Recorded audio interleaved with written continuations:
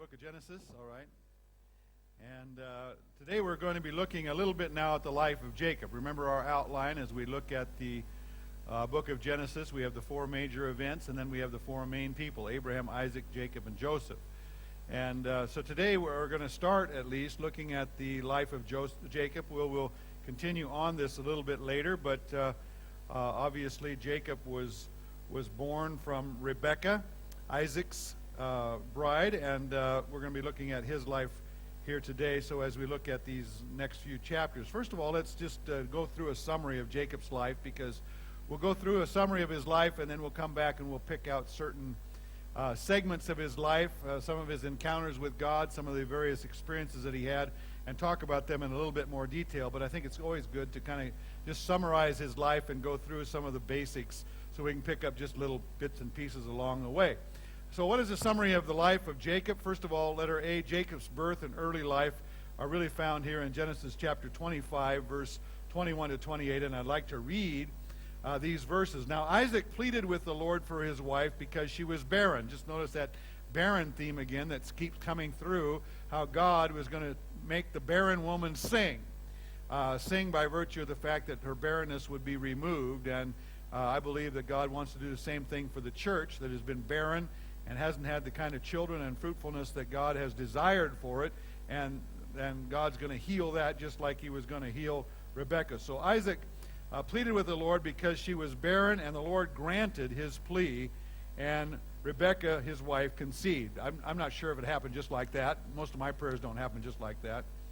He prayed, and the next day she conceived. No, it was probably a little bit of a process, but at this point in time, this is what we have from the scripture, verse 22. But the children struggled together within her. Now, she's having twins. She's having two children, and they were fighting even before they were born.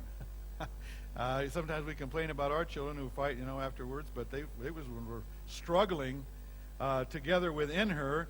And she said, "If all is well, why am I like this?"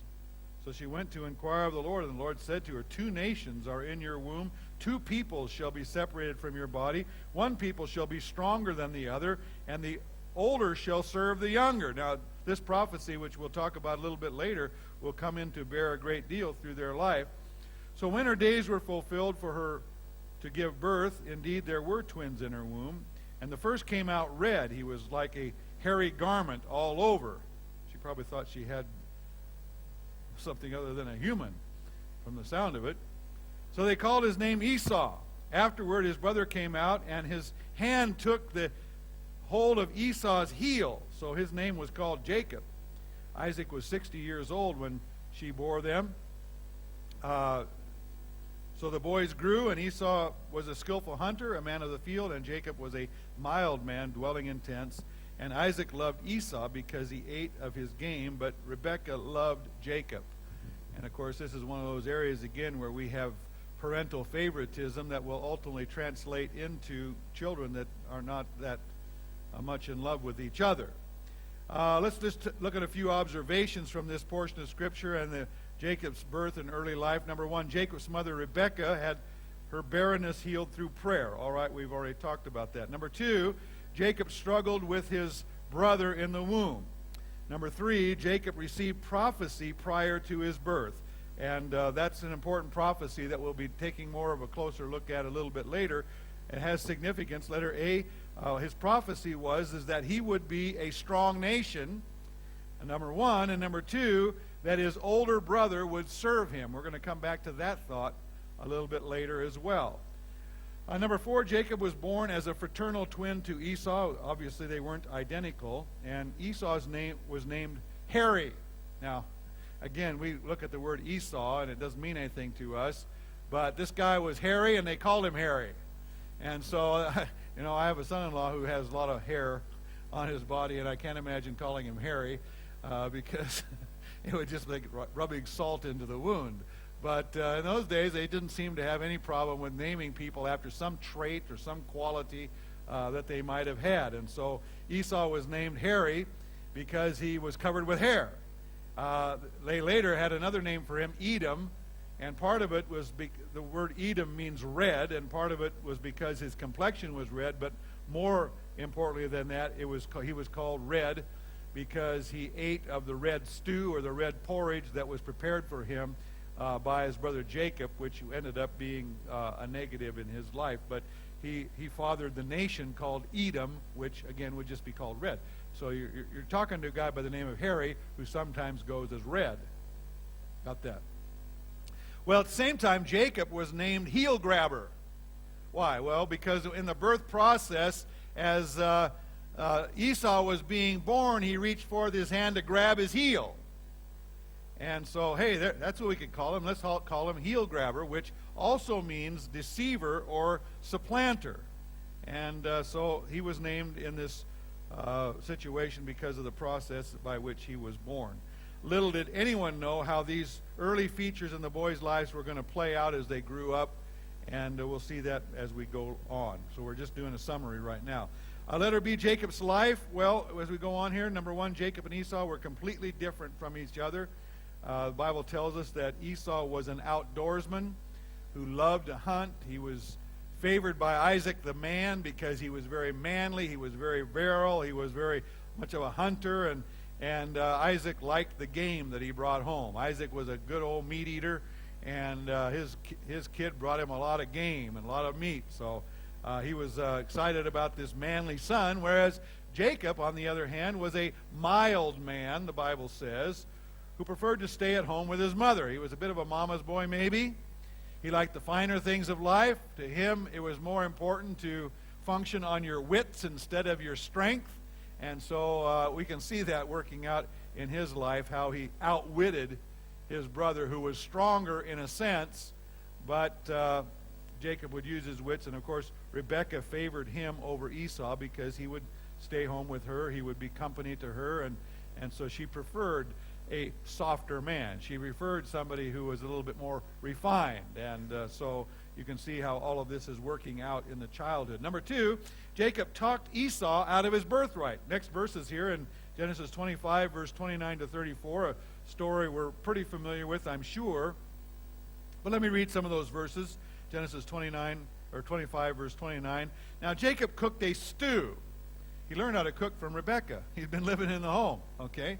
So Esau got the meat, Jacob cooked the meat. And Esau came in from the field, and he was weary. And Esau said to Jacob, "Please feed me with some of that red stew. Give me some of that red stuff, for I am weary." Therefore his name is called Edom, which means red. But Jacob said, "Sell me your birthright as of this day." And he said, "Look, I'm about to die, so what is this birthright to me?" Then Jacob said, "Swear to me as of this day." So he swore to him and sold him his birthright to Jacob. And Jacob gave Esau bread and stew of lentils. He gave him anything he wanted to. Then he ate and drank, arose, and went his way.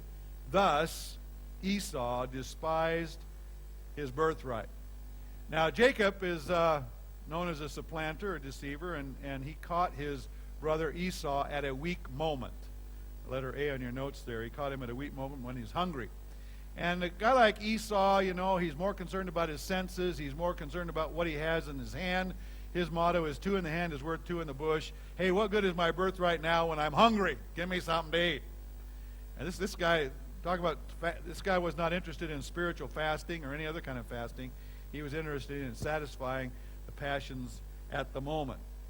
And letter B there, he played on Esau's lack of spiritual priority and his temporal value system. And so he knew his brother didn't care so much about spiritual things, and he knew that he could probably trick him out of this stuff. Third thing here, as we go along, Jacob and Rebekah deceived Isaac in order to receive the blessing. So not just the birthright, but also the blessing. We'll talk about that a little bit more later. We're just doing a review of his life, and I keep getting bogged down, so let me just keep going here. Number 4, Esau discovered what Jacob had done. Number 5, Jacob was forced to flee from Esau to Laban and Haran. Now again, this particular setting, when you read through it, you'll find that this whole family was filled with deception. Isaac maybe not so much, but Rebekah had her problems, Jacob had his problems, and now he's going to go from the frying pan into the fire because Laban, who he's going to live with for the next while, has a lot of problems in the area.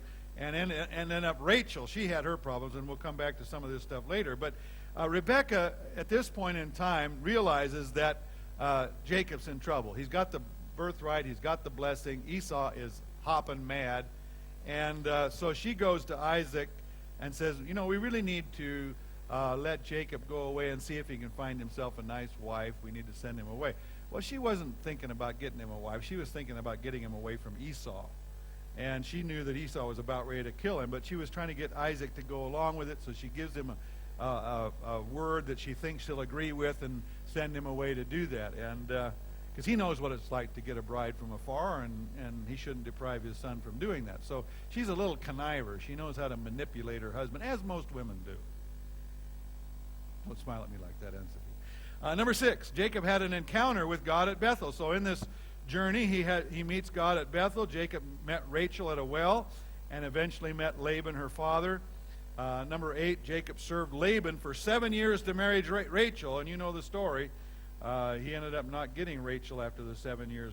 Notice what it says in Genesis 29, verse 30, would to God that all men would think this way about their lovely brides. So Jacob served 7 years for Rachel, and they seemed only a few days to him because of his love for her.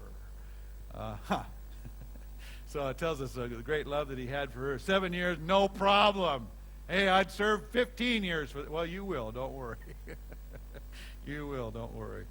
Number 9, Jacob received Leah as a wife through the deception of Laban. What a terrible story that was, and we'll come back to that as well. Number 10, Jacob served another 7 years for Rachel. Number 11, Jacob's first 4 sons were born through Leah. We have Rachel was barren at this time. Again, barrenness into the picture. She brought forth Reuben as her firstborn, then Simeon, then Levi, then Judah. And notice that the naming of these 4 sons in Genesis 29 all associated with Leah's status as the unloved wife, seeking to be loved. It's kind of a sad story with Leah. You sort of look at it from Jacob's point of view, getting the woman that he didn't really want. But then you look at it from Leah's point of view, that she was married to a man who didn't really love her. And she was always like playing second fiddle. She was always the unloved wife. She was always, and she knew it. She knew that she was not loved that much. And so she was kind of hoping that she would gain favor and gain love through the fact that she was not barren and she was having a bunch of boys. And Jacob should really love her for that. And so when she named her children, her firstborn son, Reuben, she names him, Behold, a son. That's what his name means. She was hoping that this son would open Jacob's heart to her. And it didn't, but then she had another son, Simeon. His name means hearing. And Leah named him this because she felt the Lord had answered her prayer as an unloved wife, that he's heard my cry. I want more children. I want more sons. And so the Lord heard her. And then Levi is the next son that she has. His name means joined or attached. And Leah named him this, hoping that after 3 sons, she would gain her husband's favor, and he would join her in love and be more interested in her. And then finally, Judah was born. His name means praise. And Leah named him this because she was filled with praise that she was able to present 4 sons to Jacob. Unfortunately, none of these things really worked in relationship to Jacob, and she remained, in a sense, the unloved wife. Well, while all this was happening, of course, with Leah having all these children and Rachel being barren, Rachel had to figure out, how can I compete with this? And so in jealousy and a spirit of competition, she offered her handmaiden to Isaac, and or pardon me, to Jacob. He offered her handmaiden, just like Abraham was offered Hagar by Sarah. Now here we have Jacob being offered Rachel's handmaiden named Bilhah, and she has children in the place of Rachel. And so Bilhah gives birth to 2 sons, Dan and Naphtali. Number 13, in a spirit of competition, Leah says, if you can use your handmaiden in this challenge, I can use my handmaiden. It's kind of like they're on this personal challenge thing. And so Zilpah then becomes, as her handmaiden, becomes the bearer of some more children, Gad and Asher. And in the meanwhile, number 14, Leah conceives, and she brings forth two more sons, Issachar and Zebulun.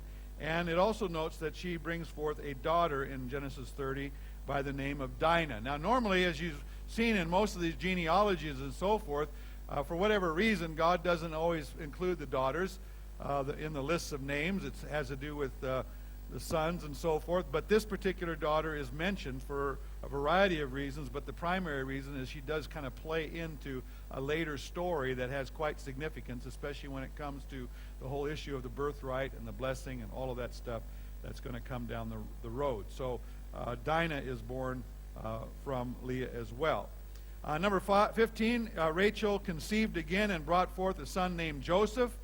And number 16, Jacob was blessed in Laban's house, but through some deception. So he gains wealth. But in the meantime, Jacob and Laban have all kinds of problems. They don't get along very well. Why? Partly because they're both two birds of a feather. They are both a couple of deceivers.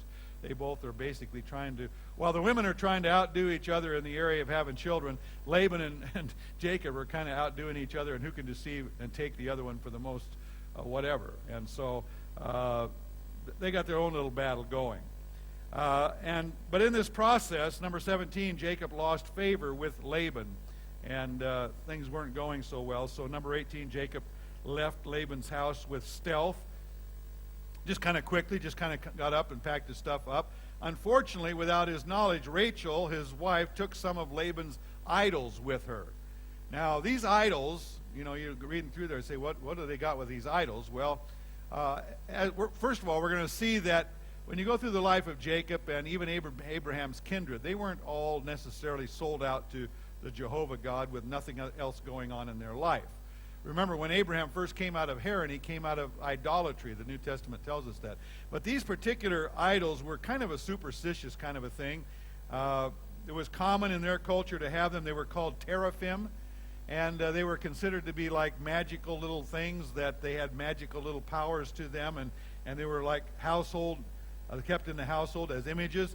They say that some of them were very, very small, just like these little, like a little toy figure almost. Some of them could also end up being very, very large. Obviously, because of the way these were hidden later on, they were quite small, just little figures who were supposed to bring good luck kind of a thing to the household. And it wasn't uncommon in their particular culture and background to have these things. But also what the tendency was to do is if these were in the household, they would be passed down from generation to generation to, especially to the one who had the birthright, to the one who was going to be next in line to be the leader of the clan, so to speak. And so when Rachel took them from Laban, she was kind of taking something that was quite precious to Laban, taking something that also had symbolism relative to authority and that type of thing, and she took them and was able to hide them from her father-in-law, or from her father. Number 19, Laban went after Jacob and failed in his attempt to recover the idols because Rachel sat on him, and in such a way that she told her dad, well, listen, I can't get up, sorry. I'd love to get up when you come, but, I'd love to be gracious host, but, it's that time of the month for me, and I'm really having my issues, so don't have me get up. So they searched everywhere else, couldn't find him, and little did they know she was sitting on him all the time, and so she lied about that as well. Number 20, Jacob and Laban made a covenant of peace with each other and set up a pillar that separated one from the other. Now, when you read this covenant of peace in Genesis 31, I think you'll find something about this. This is not really a friendly covenant. This is more of a covenant that says, listen, you go your way, I'll go mine, and listen, let's just be at peace, but let's not see each other anymore. And this is kind of how it goes in chapter 31, verse 43. I'll read 31:49. This place was also called Mizpah, for Laban said, "May the Lord keep watch between us to make sure we keep this treaty when we are out of each other's sights. I won't know about it if you are harsh to my daughters or if you take other wives, but God will see it. This heap of stones and this pillar stand between us as a witness of our vows. I will not cross this line to harm you. You will not cross this line to harm me. Draw a line in the sand. I call on God of our ancestors, the God of your grandfather Abraham, and the God of my grandfather Nahor, to punish either one of us who harms the other. So Jacob took an oath before the awesome God of his father Isaac to respect the boundary line. We're drawing this boundary line. You keep your distance, I'll keep mine. And we're just making an agreement. Hey, you don't mess with me anymore, I won't mess with you. It's really kind of a covenant of peace, yes, but it's like you go your way. If I never see you again, that's too soon. They've not got a great relationship going by virtue of the deception that's taken place in their relationship. We go on now, number 21. Jacob prepared himself to meet his brother Esau. He hadn't seen Esau now for a long, long time, as he'd been staying with his father Laban. He heard that Esau was coming with 400 men after many years of separation. You know, they didn't have email. They didn't have letters. Last time he saw Esau, Esau was hopping mad at him. Now they'd been separated for a long time. Now he's coming with this 400 men, and Jacob is shaking in his boots as to what this meeting might be like. And so, as most of us do when we get in a tough situation, number 22, Jacob cried out to God for safety. This is actually the first recorded prayer in the Bible, in Genesis chapter 32, verse 9 to 11. And basically what Jacob is saying in his prayer is one of those foxhole prayers. You know, when you're in a foxhole in the middle of a war and people are shooting at you and you're pretty sure you're going to lose your life, and you say, God, if you get me out of this situation, I'll serve you for the rest of my life. And sometimes then God gets us out of the situation. We don't serve him for the rest of our life, but that's kind of what his prayer looked like. This is how it went in Genesis 32, verse 9 to 12. Then Jacob prayed, O God of my grandfather Abraham and my father Isaac, O Lord, you told me to return to my land and to my relatives, and you promised to treat me kindly. Now I'm meeting Esau. I am not worthy of all the faithfulness and the unfailing love that you have shown me, your servant. When I left home, I owned nothing except a walking stick, and now my household fills 2 camps. O Lord, please rescue me from my brother Esau. I am afraid that he is coming to kill me along with my wives and children. But you promised to treat me kindly and to multiply my descendants until they become as numerous as the sands along the seashore, too many to count. You get in trouble, you start reminding God of his promise. God, you did say, you got to help me here, man. I know. It's amazing how we can cry out desperately to God when we're in trouble. And so here he was. And basically, God, you get me out of this thing, I'll serve you. Number 22, Jacob sends his servants with his offerings of peace ahead of him to meet Esau. And actually, when you look at this kind of thing, you see about 5 waves of people come ahead of him. You know, this is a man who's scared to death. He's afraid he's going to lose his life. He starts out by sending gifts. The man's gifts make room for him. Starts sending other waves of this and waves of that.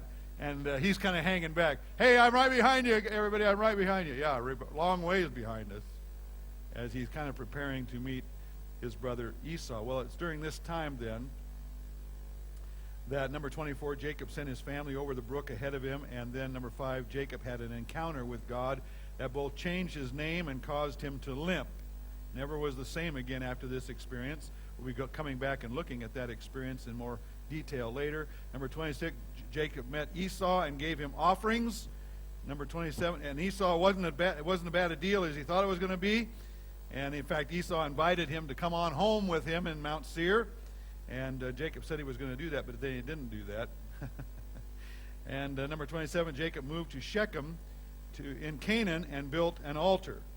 Number 28, Jacob's daughter Dinah was defiled by a man by the name of Shechem, and his sons and Dinah's daughters, or Jacob's sons, Dinah's brothers, avenged her by killing some of these men in a very deceptive way, as we'll see here as we go back and look at that. Number 29, Jacob moved back to Bethel and put away idolatry at the command of the Lord. Maybe those teraphim finally got thrown away. And then 30, Jacob built an altar and met with God afresh, another great encounter with the Lord. Number 31, Rachel died in giving birth to Benjamin. That was the last of the 12 sons that would be born to Jacob. The 12 tribes were now kind of set. And then 32, Jacob's son Reuben had an immoral encounter with Bilhah. Now that's as far as we're going to go in just a summary of Jacob's life. We'll talk a little bit more about Jacob when we get to the story of Joseph, because he does come into play a little bit later on, but we'll let that suffice for the moment. Let's go back now and look at some of the more particulars in the story. Jacob was the supplanter. He was the heel grabber. That was what his name mean. Roman numeral 2, how did deception prove to be part of Jacob's life? Well, apart from the fact that he grabbed the heel of his brother at the very outset, that should have been a nice sign that things were going to be a little tough. Or maybe they just hadn't finished their fight yet, and he wanted them to get back in. Or maybe it was because Jacob wanted to be born first, and Esau was, and he was trying to pull him back in and let me out first, or whatever it was. But that's kind of where it all started. Number one, he grabbed his brother's heel in the birth process. On the positive side, he wanted to be the firstborn so that he could have God's special blessing. You know, one of the things about Jacob, and we'll talk about this later because the Bible says Jacob, about God, Jacob have I loved and Esau have I hated. One thing about Jacob on the positive side is he did crave God's approval. He did crave God's blessing. He did crave the birthright. He wanted those spiritual rights. And unfortunately, on the negative side, and that's letter B here, he felt like he had to bring others down to get the blessing of God. And sometimes if we aren't careful, we'll sort of be the same way. We feel like if we're going to get the blessing of God, then we got to grab somebody else's heel, pull them down so I can have this. And it's not king of the mountain here when we're talking about serving the Lord. God has enough blessing to go around.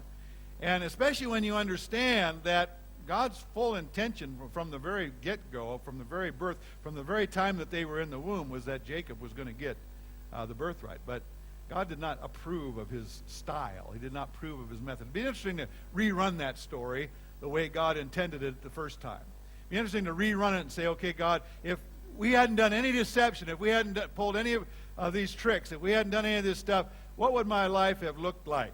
Well, I tell you what, it would look better, and it would have had no regret.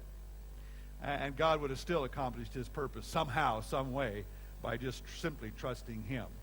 So he grabbed his brother's heel in the birth process. Number two, he cheated his brother out of his birthright. We already read that story, how he brought the stew and so forth. But they both, Esau and Jacob, both demonstrated weaknesses in this particular time. First of all, Esau had a weakness. He had a temporal value system that played right into Jacob's hands. And Jacob took advantage of the weakness in his brother, a kind of a weakness for food, kind of a weakness for these kinds of things. He knew his brother didn't value spiritual things. He only cared about the now and the here and what he could handle and what he could hold and what he could taste. And so he set him up for a failure, knowing full well what he was after.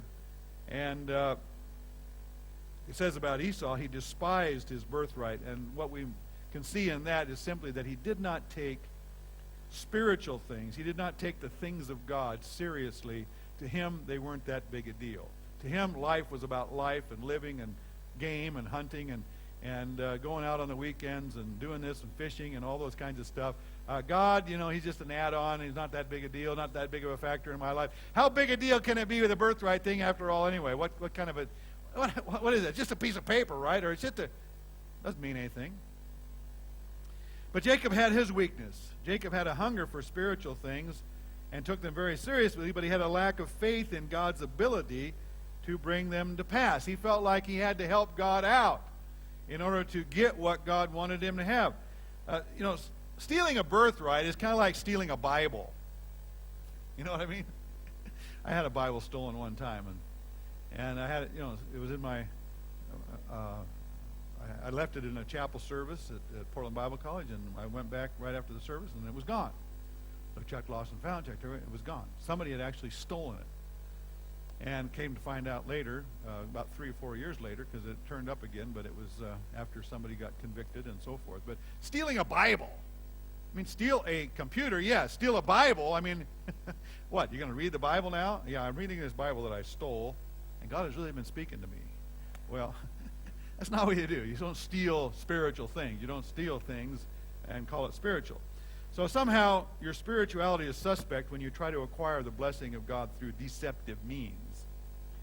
So he's demonstrating his deception in his birth. He's demonstrating his deception in these other areas. Number 3, he deceived his father Jacob into giving him the blessing. Now that story about him putting hair all over his arms and probably the smell of game and everything else, rubbing it into his pores and so forth. Couldn't disguise his voice, but he had everything else going. And that tells you just how hairy that Esau must have been, man, because you start putting, animal hides on your skin, and then suddenly it feels like your brother, so he must have really been a hairy guy. But the situation here is that, you know who the real culprit was in this story? Even though Jacob was a willing participant, Rebekah. Rebekah loved Jacob, and we know that Isaac loved Esau, and that thing was probably in the family all along, and there was this constantly thing between mom and dad trying to push the other one into prominence. And I'm sorry, I said Isaac, I meant Jacob, but so they're just constantly pushing each other, and Rebekah's idea was that she would orchestrate this thing, she would get the thing going, and make it happen. Unfortunately, Jacob was a willing participant. Jacob cheated his brother, number 2 there, out of, or letter B, out of something that was rightfully his. Genesis 27, verse 35 to 36. But he said, your brother came with deceit and has taken away your blessing. This is what Isaac said to him, and Jacob said, is he not rightly named Jacob? For he has supplanted me these 2 times. He's deceived me these 2 times. He's grabbed my heel these 2 times. He took away my birthright, and now look, he has taken away my blessing. And he said, have you not reserved a blessing for me? We'll come back to this thought a little bit later. Have you not reserved a blessing for me? There's something quite permanent, apparently, about this blessing that was given. But this whole thing created a tremendous hatred between the boys, and that hatred was never really healed. And even through the history of these nations, Edom and Mount Seir, you'll find that those are some of Esau's offspring, and there was conflict between those nations later on in the history of those peoples. In this whole process of this deception for the blessing, let her see Jacob was willing to lie to his father. And how did he lie to his father? Well, he lied to his father many ways. If you look at the actual passages, he lied about his identity twice. Are you Esau? Yes, I am. Are you Esau? Yes, I am. Well, you have the voice strange. Are you sure you're? Yeah. I just got a bad cold. I sound a little funny today. He lied about the game when he brought it in, and of course Isaac was so astonished that he got something so quick. And he said, how did you get something so quick? Oh, the Lord, he's a good God. He provided. He brought one right to me, man. I had it tied right there. And so he was able to get that. He lied about that. He lied in a form through the hairy covering that he wore. It was all about deception, trying to make yourself into something other than what you really are.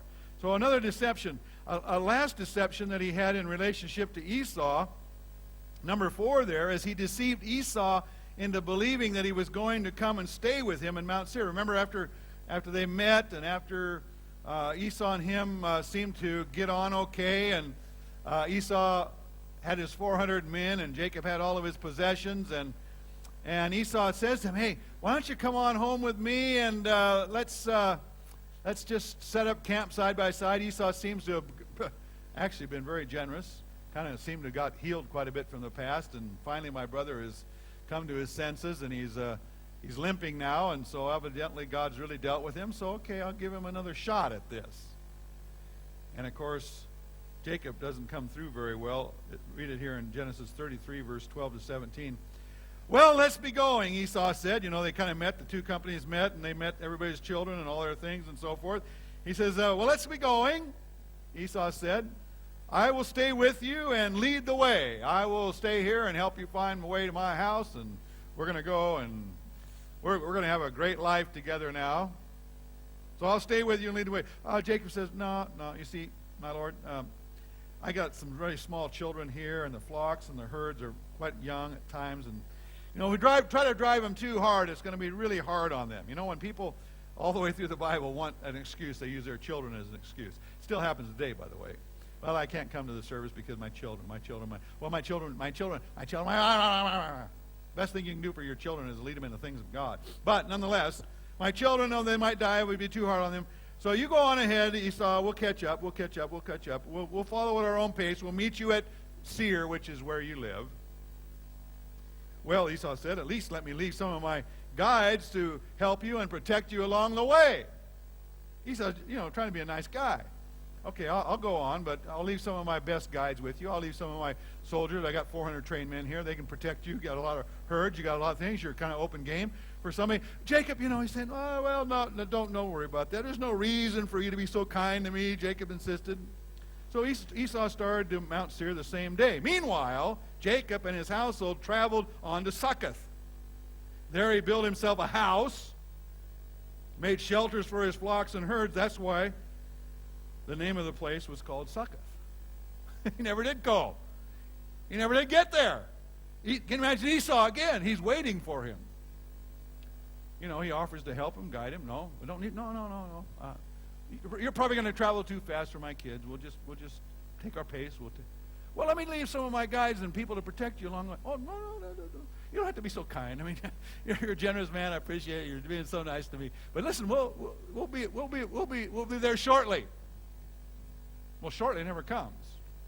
He goes on to another city, builds a house, lives in a completely different place. So again, Esau's thinking, I wonder when he's getting here, man. It's getting kind of late. I wonder if there's any problem back there.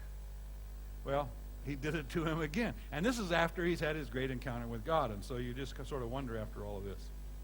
Well, one thing about it, if you sow this kind of a life, guess what? You're going to reap something. And Jacob did reap deception. He sowed deception, and he reaped the deception from others. And so when you read about his story, it's hard to feel too sorry for him in the house of Laban. I think when he came to the house of Laban, he sort of met his match. He was pretty shrewd. He was pretty much of a tricker. He was pretty much of a deceiver. He knew how to get what he wanted, but, when he met his father and future father-in-law, his future and father-in-law, had him in spades. He had 10 times the experience and ability in that area. So what do we find? Well, Laban deceived Jacob over the issue of his wives. Now that was a pretty big one. I don't know exactly how he disguised Leah to lead Jacob to believe that was the one that he had thought he had married. But nonetheless, he was a master, maybe a master of disguise. I don't know. Just like he had disguised himself, now all of a sudden he has a bride that's disguised and he gets something other than what he bargained for. Number 2, Laban cheated Jacob 10 times over the issue of his wages. He would constantly be fiddling with his wages and tell him, well, no, I'll give you that. No, I'll give you this and I'll give you that. And it talks about that. He also reaped deception from his own wife, in a sense, because Rachel deceived both Jacob and Laban when she took the household idols. Jacob didn't know she had done that. Laban didn't know she had done that. But, if that's in your heart, it will translate into even your spouse's heart, because she'll become good at it. She was raised in her father's house. She knows how to deceive and be deceitful. Number 4, Jacob's sons learned how to be deceitful when they led Shechem and his clan into slaughter. And we're going to take a look at that probably in our next class when we look at what happened in that particular situation. But again, their sons set up a situation.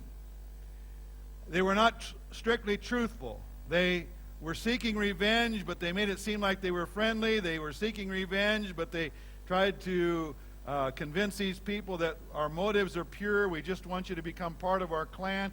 And the next thing you know, they're killing them and causing a stench in the earth. In fact, it says in Genesis 34:30, afterward Jacob said to Levi and Simeon, who were the instigators of this, you have made me stink among all the inhabitants of this land, among all the Canaanites and the Perizzites. So Jacob once again sort of reaps the fruit of his deception, starting to see it in his wife, seeing it in his son, seeing it in his father-in-law, and becoming the brunt of a lot of those things himself.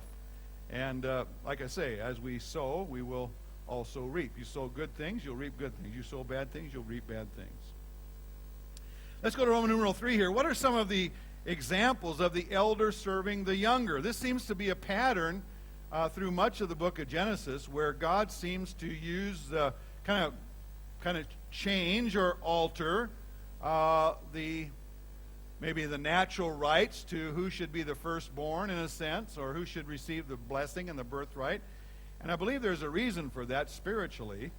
But it seems like God at times has gone around the normal order of things to cause the younger to inherit what have normally belonged to the older. Even with this situation with Jacob and Esau, God actually prophesied this before they were born, that this would be the case. I believe that some of this has to do with it being a prophetic type of the church and Israel. Israel in the Old Testament was referred to as God's firstborn. But because of their rebellion and because they did not walk in obedience, then eventually the church was brought in to sort of supplant, if you will, Israel's position as being the bride. Now, God's intention, of course, was for Israel to just flow into the church, and many of the Israelites did. But as a nation, they certainly didn't do that. The church became the favored son in that sense. Notice some of the examples of this in the Old Testament. Letter A, the sons of Adam and Eve. Well, Cain was the firstborn, but he ended up losing his firstborn rights and privileges because, of course, he killed the secondborn. And then also, went out from the presence of God and did a few other things that were equally as bad. And so God brings in a substitute seed, Seth. So the younger is actually placed up over, in terms of the purposes of God, the older, which is Cain. So Seth comes over Cain. Then we see the sons of Isaac. Esau was the older and the rightful heir to the birthright and the blessing. But God gave it to Jacob based on something that he loved in Jacob. So even though Jacob got blessed by a wrongful act on his part, we know that it was God's intention for him to bless him that way from the very outset. He foretold it. Now we look at the sons of Jacob. And we're going to be spending more time on this next time when we look at the sons of Jacob more specifically. But Reuben was the firstborn son of Jacob from Leah. And rightfully, he was the one that was supposed to have the birthright. But he disqualified himself when he had sex with his father's concubine. And he became disqualified. And so the next in line should have been Simeon. And after Simeon should have been Levi. But Simeon and Levi both got involved in this slaughter of Shechem and the clan there, and the deception, and they disqualified themselves. So the next one was Judah. And so we end up with Judah actually being Messiah's line instead of Reuben or Simeon or Levi, and then going to the next person. When we look at the sons of Joseph, we have a similar thing, elder serving younger. Joseph had two sons, one by the name of Ephraim and the other by the name of Manasseh. Now Manasseh was the older of the two, and they came to Jacob for a blessing. And it's interesting what happened in that particular situation, because Jacob was a lot older at this time. He could barely see. And Joseph brought Manasseh to Jacob's right hand, because the right-handed blessing was always considered the birthright blessing. And he brought Ephraim to the left hand. And when Jacob blessed the two boys, he crossed his hands from where Joseph brought his sons to him, because God had chosen Ephraim to be the one in his mind to be the younger that would lead the elder. And then later on, of course, with the sons of Jesse, we see a man by the name of David. All of the older boys were rejected, and David, the youngest, was taken to be the king of Israel, and actually the one through whom Messiah would come. And so we see that throughout the Scripture, and I think a lot of times it has to do prophetically with what God is doing even today in relationship to the church. All right, next class we'll look at a little bit more from the life of Jacob. We're going to look at some of the spiritual encounters that Jacob had with God. He had a spiritual encounter early on in Bethel where he saw this stairway to heaven, and you're probably familiar with that maybe from your Sunday school stories. Then we're going to be looking at another incident that took place in his life when he wrestled with the angel at the river Jabbok, and he got his thigh out of joint or whatever. And then we're going to be looking at Jacob in a third encounter at Bethel when he set up this pillar, and God spoke to him again during this particular time and had these great spiritual encounters. And then we'll go on also to talk about some of his children and what their destiny looks like. So we'll just close with that for today then, and we'll pick it up here next time. So God bless you, and as we learn from the life of Jacob.